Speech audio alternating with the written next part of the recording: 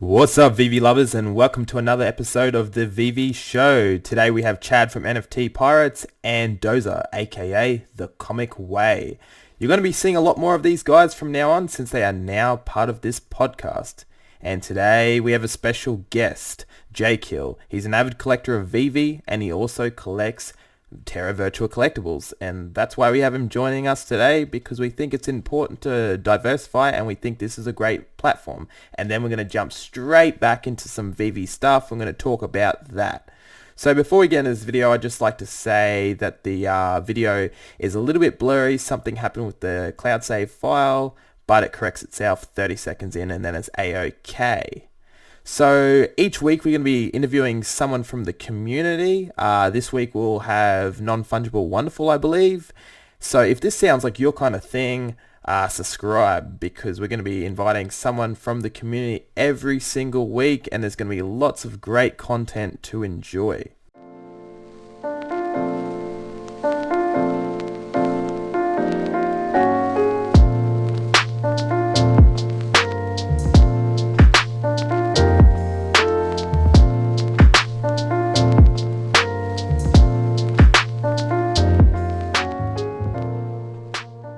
So how'd you do in the drop today, Chad? Man, well, I'm not gonna lie, I was a little disappointed that count sold out in less than a nanosecond, man. I pressed buy now right away, and then before I knew it, sold out, went to the B, that was gone. So I ended up getting a few crunches, but you know what? I'm still happy, man. I still got a few things. Man, I hate to admit it, but I had two phones going. I had my girlfriend's phone because I really wanted that count because it looks like my old boss, and I just wanted to show her. And I missed out on it, man. I didn't even see the buy it now pop up. What about you? What about you, Dozer?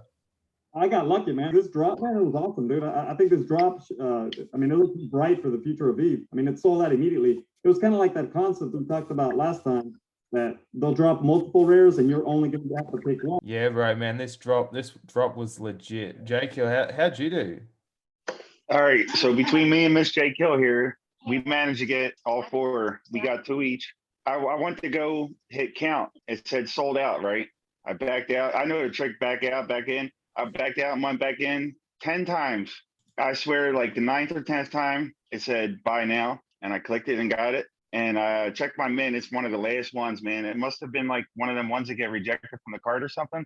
But if you see when it says sold out, you can hit back and then hit like go back and then go back. If you do it 10 times, you're gonna see the buy now button appear at least once.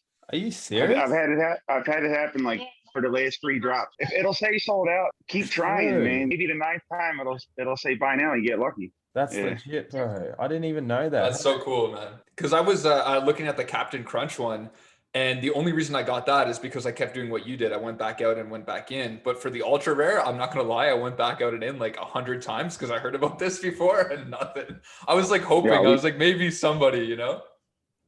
So I know you guys are huge collectors of NFTs in general, and I know you got a lot of VeVe stuff and even some Terra Virtual and some other things. But how did you guys find VeVe? I think James and I were just talking. We're so interested in how people come across this platform. All right, so I come from XRP world and XRP community, and XRP Bags is like one of the main YouTubers that we watch. So he did a video where it was right after the Batman Series 4 drop, and he spawned a Batman in his backyard, and he did like a quick 1-minute video. And I'm watching every XRP video. I didn't know nothing about VeVe. I was like, holy crap, that is so cool. So as soon as I found out about VeVe, I immediately found out about Terra Virtua, and I already knew about Wax and OpenSea and stuff like that, Rarible.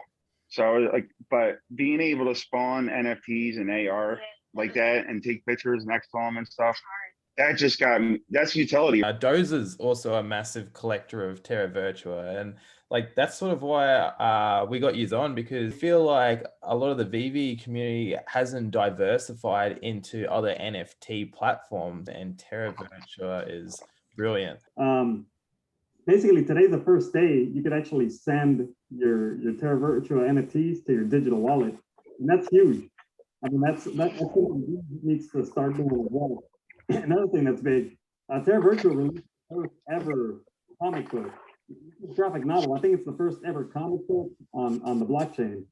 And I mean, the fact that I mean, that's a huge step for where NFTs are going. Because I mean, just think about it. These could maybe do the same thing later with, like, for example, the Ultraman covers. Those are actual Marvel comic book covers. And imagine if you could actually take that VeVe NFT and read it like a comic book. I mean, that'd be a huge step forward. Yeah, that would be huge.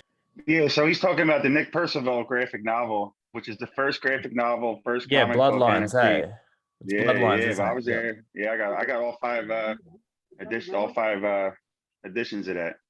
Wow. Even the director's cut, the one that's 5K? No, there was 5, and then there was that super crazy one. No, I didn't get that. Yeah. I got the first one. A lot. Oh, okay. Shit. Oh, he's got it going. Yeah, nice. So I've just brought up the marketplace here, and so we've got this Apex Massacre here for $4,000. Is this marketplace like? Is this price like? All right, so they released different editions. So they released a $39 or $40 one, a $60 one, I think a $200 one, something along those lines. Like, they have prices for everybody. They're fair to everybody. So they'll have a 39, and they have 2D, they have 3D ones they're not animated, that are cheaper also. They have every price category. So the cheaper ones, they'll be like 2D, or they'll be like 3D, but not animated. And then you pay a little more and you get an animated one sometimes for the certain characters like the Pacific Rim. But one other exciting thing that Terra Virtua plans on doing is selling NFT tickets to, like, sporting events. Say, you could buy tickets for the NBA finals and be sitting courtside in VR for a live game or a live concert. Yeah, that's something they're bringing. That's something Terra Virtua is bringing. So imagine being in the front row at a Metallica concert with you just sitting on your couch, but you're experiencing a live concert live in VR, and like a live sporting event. That's stuff that Terra Virtua's got coming, man. Yeah, and so this 3D collectible here, so this can project straight into augmented reality the same way that VeVe NFTs can, and then they've got the Terra Dome and the fan cave, which basically looks like a man cave, and you can go into that, which I thought was really cool. So what do you see happening with the Terra Dome? Do you see that opening up and being able to sort of go in between, what we would call vaults on VeVe? I think I'm going to piggyback on what Jay said about the fighter jets. Dude, the fighter jets is going to be huge, man, because as of right now, they only have Lost in Space spaceships and the vehicle, okay? I think at some point, based on the fact that they work off the Unreal Engine, I think they'll be able to drive those vehicles. I got lucky, dude. I actually bought one of the cars, like the Lost in Space cars. They only minted 10 of them. I sent you the photo of that one, James. Yeah, that was really cool. What was that? $1,000 or something like that? $100, but it's sold out. I mean, I think, dude, if that thing becomes drivable at some point, you're looking at like a $10,000 NFT. And especially now that I can send that same card to my Trust wallet, that's huge. It's basically immortal now. Like, now, even if Terra Virtua stops existing, my thing will be in my Trust wallet and can eventually exist on stuff like OpenSea. What I see with Terra Virtua is, like, as soon as they get on top of their social media a little bit better, and then they focus on getting an app where you can buy the collectibles within the app without having to sort of fumble around with, Trust wallets and whatever you need to do to be able to get these NFTs, I could see these blowing up, and everyone who got in while there were collectibles that there were only like 10 of and 100 of and whatnot, super exclusive, these are going to blow up. So, I'm just as bullish on VeVe, but VeVe's sort of blown up, and now we've got so much competition, but Terra Virtua is so new. So this is a big opportunity for anyone who wants to get into something which might make them a bit of money, or just to have a collectible that's super scarce. If you're a collector and you want something that's scarce, this is like a great opportunity to get in now before it blows up. Yeah, and they have price levels for everybody and different rarities and everything.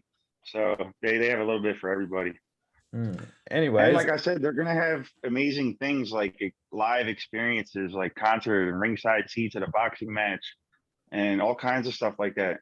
And collecting these things now is going to give you those perks, just like how people talk about Todd getting you into a certain club someday, or a low mint Todd or whatever, Having these things and this is straight from Gary Bracey's mouth. Like they're going to give you perks for these collectibles that we're holding now, and for having the TVK coin, which just hit Binance, not USA Binance, but Binance, regular Binance, because I have to use USA Binance now.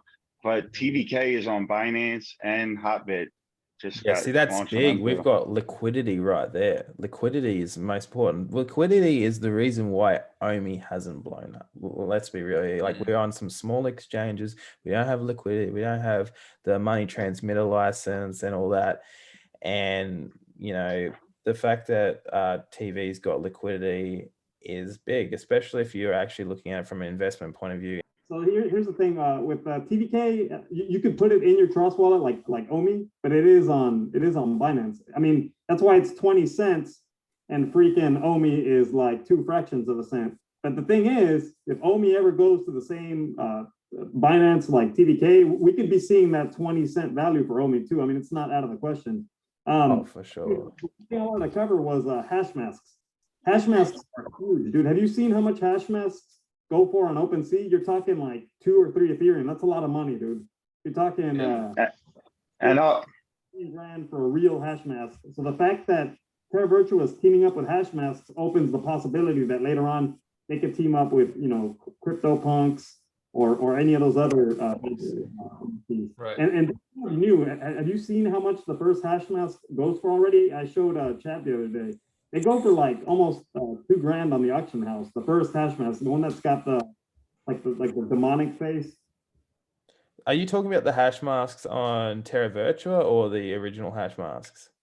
No, I'm talking about the Hashmask on Terra Virtua. The VFlex Hashmask on Terra Virtua is already demanding close to $2,000 for the first one. Damn, and is that selling? Hell yeah, it's selling. They release them every Friday, and they sell out almost every Friday. I mean, I just think it's huge that Terra actually teamed up with Hashmasks, which is a legit NFT, a high value NFT. Yeah, that's a big deal. That's one of the top 3 selling NFTs of the year is the Hashmask. Yeah, I've seen Humskizzle's Hashmask, and I was impressed, man. I was like, that looks dope. That looks dope. Shout out to Humskizzle, man. That's my buddy right there, man. That's right. They're extremely limited. Like the numbers are not high, dude. Like you're talking, I think they make 75 total of each VFlex Hashmask. Yeah, man. Wow. I'll be there tomorrow morning or afternoon. I think it's 3 o'clock. I think it's 3 o'clock in my time zone. Wow. And what do they sell for on drop? Like, so they're going for 2K. What are they selling for on drop? Drop the common goes for $75 to make about 40 of them. Then the legendary goes for $200 to make 20 of them. Then the mythical, they make up about 10 of them. Those are 500. And then they got the gold ones, which go for $2,000. And then they got one platinum one that usually sells for $7,500. Wow. Yep. Wow. That's wow. That's awesome. You definitely I usually stick in the legendary category, and I snipe number 1s and number 2s at the most. Which category has the best like return of investment from your guys' experiences? Like, has it been like, because I would imagine if you go to that platinum category, there's not a lot of millionaires that are like, let me buy that in the aftermarket for 20K, but maybe that legendary, if you're spending like $500, somebody will spend $2,000 after, right? So what do you guys see for that? For sure, the special red one and the light blue one, those are the ones. The red one, which is the cheapest one, which is $75, that one sells out immediately. That's the easiest one to flip, because if you want to sell that, you can sell one for about 800, anywhere from 500 to $800 on the same day if you want. That's wild. Oh, damn. Better want to buy a few of these before I edit this podcast out and send it out, because there's going to be a bunch of VeVe people probably jumping on there.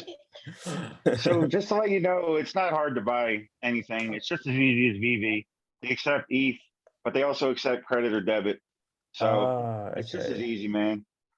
I think we've covered sort of most of what we've covered for Terra Virtua. I do want to dive into VeVe, because the main discussion is, of course, about VeVe with the VeVe Show. I just wanted to introduce another promising platform. Is there anything you guys wanted to touch on before we jump in? When Slimer.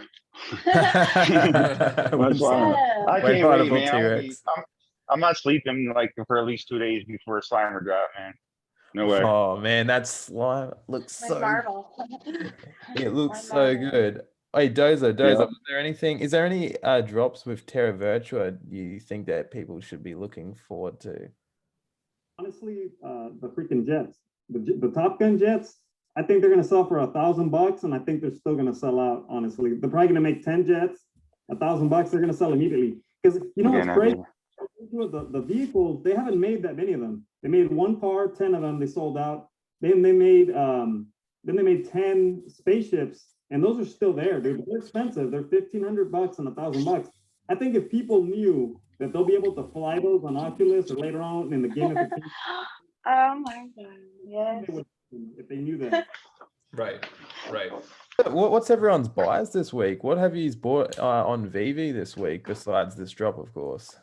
So I got another professor, and then I also bought an ultra rare Dragon Girl, my first one. So I was pretty psyched about that, man. And I'm just trying to slowly get after the OG collectibles. That's my strategy, just because I feel like at some point, kind of like what you're seeing in Terra Virtua, when these things are like 2-3 grand, I won't be able to enter anymore, right? So my strategy is just like get all these things, regardless if they go down a bit in price for the interim, so that I just have them long term, where I can look back and, you know, one thing that I'm hoping for is a little bit of passive income in 10 years, where I could stake my Rizzo, stake these different things like Dozer talks about. And so I'm just like, I just want the clout, because obviously with the social element and the YouTube and stuff, you want to show off the coolest collectibles. You know what I mean? Not anything against Myrmicornos and whatever, but that's kind of the strategy for me. Mm-hmm. I love them.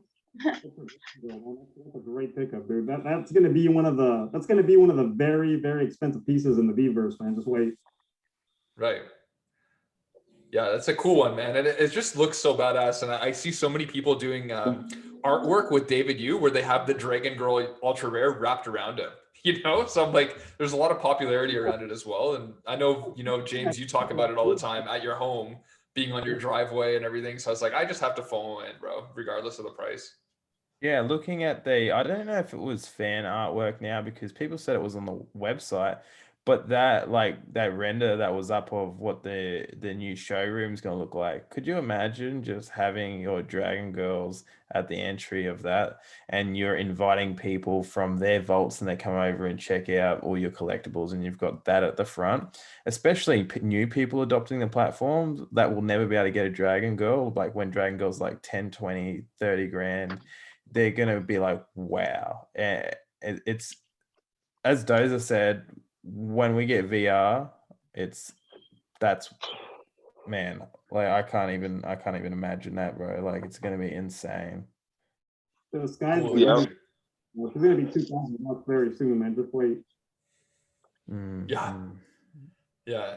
But the one thing like I keep thinking about too, right, is like, you know, so many people have their own collecting strategy. Like some people are after sets because of the master collectors. Some people are after low editions. Some people are after low mints.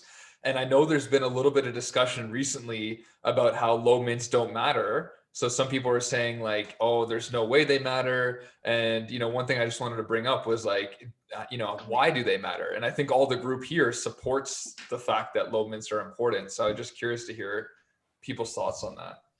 Oh man, I totally forgot we were touching on that. I actually had David Yu confirm that low mints are important. Game over. Yeah, that's all you need. Yeah, I managed to get all my cover girls under 500, so that's good. Nice, yeah, man. bro. I got some low ones, but I managed to get them all under at least 500. So I work my way down. I'll do trades, and I'll try. Like I'll start off like, you know, like my goal will be trying to get sub 500, and then I'll try and work it down from there, man. Like doing little transactions here and there and stuff. I give my example of the real collectible world. Yeah, please do, man. That'd be awesome. Okay, so I'm gonna break it down, man. In Pokemon cards, football cards, and then comic books, people always want the rarest version or variant of their product. So let's talk about Todd's, man. The Todd McFarlane Batman. That's going to be an expensive piece later. They made a lot of them. They made 7,500 of them. There's no way in hell the first 100 McFarlanes aren't going to be worth probably double or triple the amount of the other ones, because they're the first 100 minted. They're just so scarce to find. I mean, you can even go on the auction house and you can't find one. They're that scarce to find. So it's kind of like a graded comic. they print millions of them. The people always want like the 20 that exist in 9.8 condition. Same with football cards. They want serial numbered. They want the versions of the lowest mint run. For example, like they want the version of a Patrick Mahomes card that was only limited to 20 pieces. It's kind of that same exclusive factor. So that's why, since it matters in the real collectible world where they want the rarest piece of that item, that's why the low mint numbers are always going to matter. And if you think about it, you can't attain the first 40 these collectibles of any item because they're given to the staff. So that's you only have a chance at 60 others. That's it. Right. And like you also told me too, like Dozer, like we were talking about having, there's an absence of an actual grading system as well because NFTs will indefinitely always be in pristine condition. Then that's why sometimes, in the physical collecting world, the serial numbers aren't potentially as important in some factors because you're worried about the condition. So for instance, like if you have a bad condition card, who gives a shit about the serial number? Because you're like, well, this thing isn't really pristine, right? So that's why like with NFTs, there's only one differentiator, and that's the serial numbers between the actual set. So I see what you're saying. Yeah, that's why I brought you that up. Like the low mint numbers, since there is no grading system and every single NFT is in pristine condition, I mean, you can't damage it. I think the low mint numbers is going to replace the high grade in that realm. That's what I think. So kind of like a high graded Pokemon card would sell for a shit ton of money. That's what you're going to see a low minted pod or Rizzo. I mean, just imagine, and you can already see it in the auction house. What would someone pay right now for, let's say, a number 50 Rizzo? I'm saying at least 8 to 10 grand minimum. Right.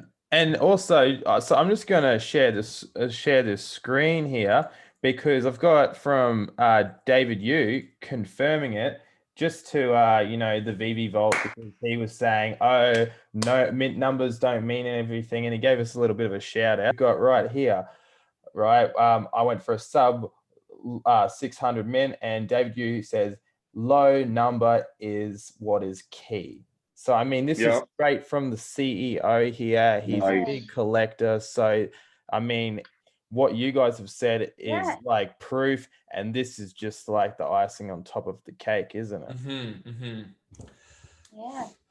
Yeah. The DeLorean, there's so many of them, but even like, I know most people don't like the DeLorean. Art.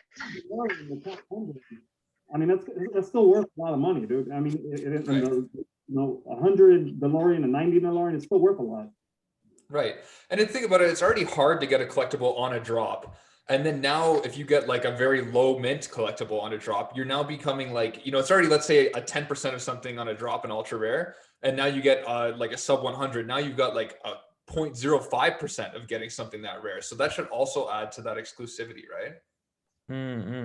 Exactly. And like at this stage, what we are also going to look at is the fact that VeVe is looking at the amount of number of accounts there are and not like necessarily at the users. They had to sort of establish how many users there was. So they were creating mints according to how many platforms they're on there. People were buying collectibles. They probably had like 30 of these collectibles and they're just trying to sort of get rid of them cheap. So all these ones that are over minted, like you're going to have to find value in it somehow, and it is going to be the mints. That's why it's so great to be early and getting like ultra rare Dragon Girls where there's only 888 of them. That's nuts, man. So imagine when there's a million people on here and you got something that there was 888 of, like from back in the day. That's gonna be nuts, man. They ain't gonna have 8. They probably, but then they said they're gonna have like exclusive or 1 or 2 things like a ultra, like a super auction for like something real crazy. Like VeVe's gonna have stuff like that too eventually.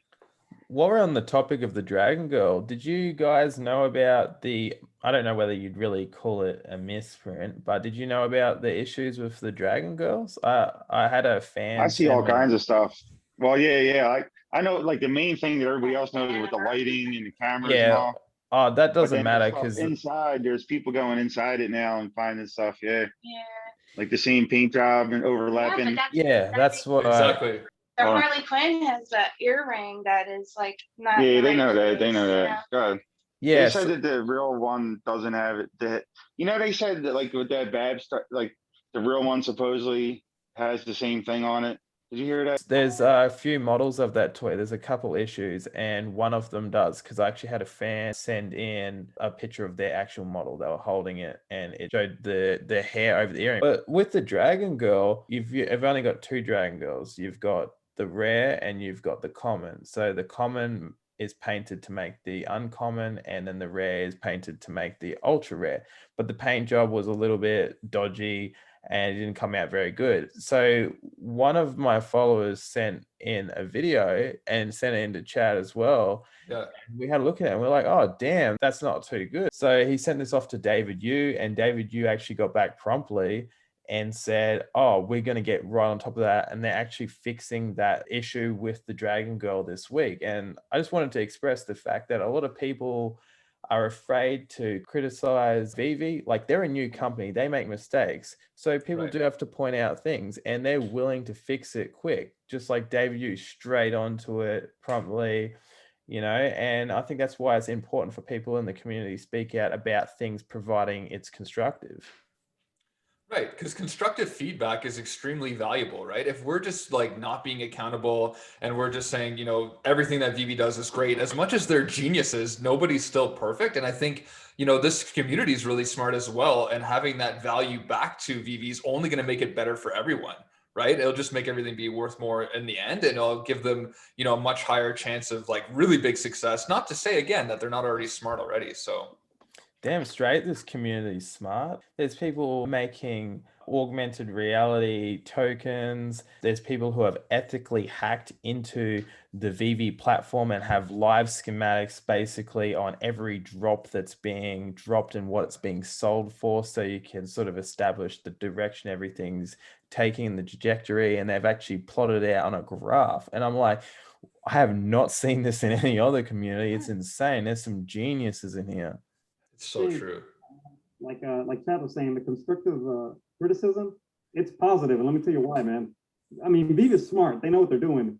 They know damn well that the numbers they put on the DeLoreans were, a lot of people weren't happy with them. They know that a lot of people do not like that product. I mean, you can go on Twitter, you can go on Instagram, and you'll find plenty of comments of people not happy with the DeLorean.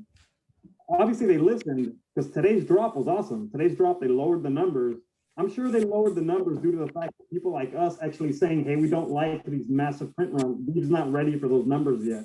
The numbers today, dude, I thought today was a massive success. The entire drop sold out in 30 seconds. I mean, that's insane. Yes. It's going to be a great set. That's going to be a set that a lot of people are going to want, like the Dragon Girl. It's going to have that exclusive factor to it. I mean, the fact that they lowered the numbers and they made this collectible that people want. I saw a count calorie already selling on eBay for like $1,500. I mean, I know today. Well, this is the first drop in ages where the commons are actually selling above retail. Like, what was it, like 4 drops ago? Like, we haven't seen that in ages. So this is big. They're listening. Yeah, and exactly, James. And I was a little worried, like when I saw that Mara last time, the rare selling for a discount, and I was like, wow, like that's a rare collectible 6,800 edition. So they really listened, and like look where we're at now, right? Exactly. This is another thing, because people are afraid to give criticism. What ended up happening with the DeLorean, it is a great piece, but they over-minted it because people were like, we didn't get a drop, it's unfair, like we didn't get a drop, we want a drop. And they went, okay, well, let's see how this goes. And then everyone got the drop, and now everyone's like, oh, there's too many mint numbers, so what do you want? Yeah.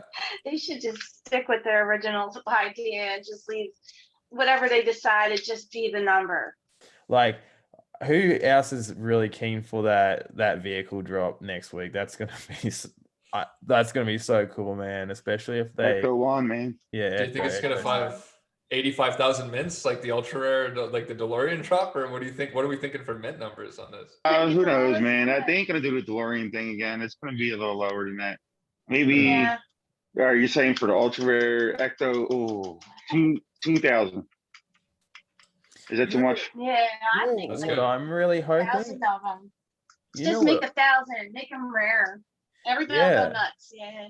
You know what I'm really hoping? I'm hoping they don't just drop the collectible with just 3 collectibles that look exactly the same. Like that was the main thing I kind of didn't really like too much about the DeLorean, was there were 3 collectibles which look the same. You have them in the showroom, you don't know which one it is because they look exactly the same. They don't really do anything much different in the showroom. They get to the same size, and then the rare didn't open up or interact at all, so that was like a little bit disappointing. Yeah, that's weird. Yeah, I agree with that. That's strange. You They know, didn't have anything. Yeah, yeah. that's weird. Yo, guys, I hate Imagine to that getting take caught in a off. ghost trap. I've got a meeting I got to run to, but it's been a pleasure, man. Like I said, keep killing it. It's so cool. I feel like I'm with a bunch of celebrities, you know, all these people I'm meeting in the community, and now I'm like, holy, they're right in front of me. So thanks so much, guys. Good seeing everybody. Have a good one, dude, man. It was a Awesome. pleasure having you on again. Man, so with this Ron English drop, Dozer, like where do you see this Ron English drop going? Because like this is one thing I really wanted to touch on, because we were both really excited about the mint numbers on this drop, and I just wanted to touch on this on the podcast. Yeah, for sure, man. I'm glad you brought this up. Dude, this first Ron English run could be worth a lot later. Let me tell you why, dude. I sent you photos. If you go on Ron English's website, he does some really, really cool shit, dude. Like I saw the grinning Super Mario, the gold grinning Super Mario. And then he has stormtroopers that have the Ron English grin. He's got Darth Vader, he's got both. To kind of open up gateway for VeVe, man. Like I think this first drop for Ron English is going to open up other doors where VeVe is going to have a potential, who knows, man, a Nintendo or a Star Wars drop. The Ron English is the first one of those licenses. Oh yeah, and Ron English has Simpsons characters in his style, all kinds of people, man. And we just ordered the whole physical set of serial killers. Yeah. Oh, what We serial got the killer whole do you physical like? set, man. Do you think the best serial killers were dropped in this drop? Like, I really like the ones from this drop more than any of the other ones I've seen. But are there any other ones from future drops that you think are going to do really well? So he makes some other ones. I think the other ones will be cooler. He actually makes these other serial killers where they're not the big fat ones. They're actually zombies, and they look really, really cool, dude. I ordered the serial killers like physical set, and I ordered Trump his Trump grin. So he's famous for these grins and stuff. He does the evil grin underneath, like a face, like it'll be Mickey Mouse, but it'll have the evil grin underneath. That's his style. And he did this like urban, like tactical, art where he would take over a billboard and he would turn to like a billboard and use it against the company. That's how he got famous. He was putting like Coca-Cola, it'd be a Coca-Cola billboard, and he would paint like Coke kills and stuff under it. That's how he got famous. He used these companies and all these big companies that are killing everybody, and used his art to show everybody, and he used their name to put his art out there, but he used that against the companies because he was showing everybody how messed up they really were, and how these cereals have all kinds of toxic stuff in them that kids causes childhood diabetes and cancer and stuff like that. So he was putting the stuff out there like that and putting it right on a billboard for the whole world to see. Next thing you know, everybody's driving to work, and the billboard looks like the regular Coke billboard that was there yesterday. But if you look close, it says it kills like thousands of people and stuff, you know? It's pretty cool. So Ron English is actually releasing a new one today. Did you guys know that? He what? He's releasing a new license on his website today. I just saw it.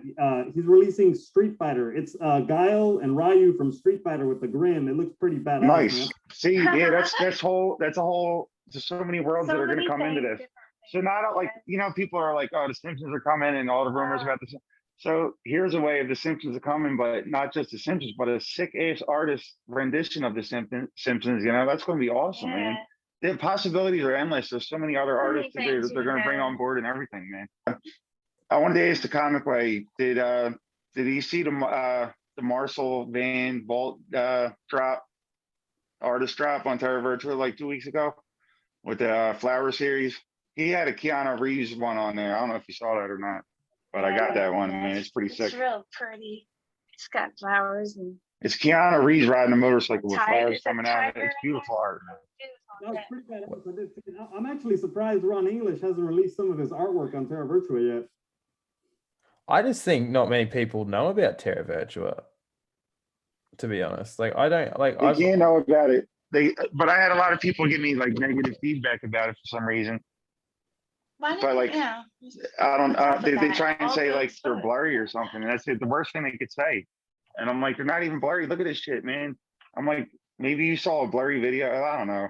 Well, think about when I don't know if you're on VeVe back in February, early March. Their NFTs were blurry and glitchy in augmented reality as well. You know, Yeah. there's a lot more to process on these Terra Virtua collectibles as well. You know, in this little tiny phone, you've got to look at the future, and they're going for a completely different style. Like, you know, life be bland if everything was the same. I like both. They have different aspects. I feel like VeVe is going to be like, hey, I can show off my collectibles in AR. I can have a collectible follow me down the street. Other people can view my stuff in AR. Whereas Terra Virtua feels like I can sit at home and play this video game and have my NFTs in it. It's like just a different angle. I don't understand why people can't see both angles. Hey, They'll see it when the fighter jets come out for Top Gun. They'll see it, dude. They'll see it, man. When the fighter jets come out and a couple of things, you know, stuff like that, man, they'll see it. When people are like spawning fight, like Tom Cruise in a fighter jet flying over their head, they're gonna see it, man. I think Terra Virtua is going to gain a lot of steam once you can actually use your vehicles. I think once you can use the cars and the spaceships or even the Mecha Godzilla, I think that would blow people away, man. Even the almost diehard followers. So before I go, actually, I gotta go soon. Today, I think today's a good step in for me, man. I mean, we got so used to seeing these drops not sell out. It was nice. It was a nice. The only two ones sell out. And I think for sure the next week's Ghostbusters is gonna sell out. I won't be too bummed because this is my only beef with that set. I won't be too bummed if I don't get the Ghost Trap or the Slammer, because at the end of the day, most people don't have the Platinum Moogly. And I mean, if you don't have that one, you can't complete the set. And I'm not about to drop, 15, 20K on the Platinum Ghostbusters logo. Oh, really? Yeah. Oh, wow. I'm not dropping that either. But I'm still getting Slimer, man. And if I don't catch it on a drop, I'll snipe it on the marketplace, man. Just like you said. All right. Hey, thanks for having me, man. Yeah. Thanks for joining, bro. Thanks for joining. This was really good. I'm thinking I'm gonna exit out here as well because I feel like we've touched on everything. Have you guys feel like you've touched on everything that you wanted to touch on? Yeah, we're good, man. We're good. No worries. Have a good one and thanks for being on.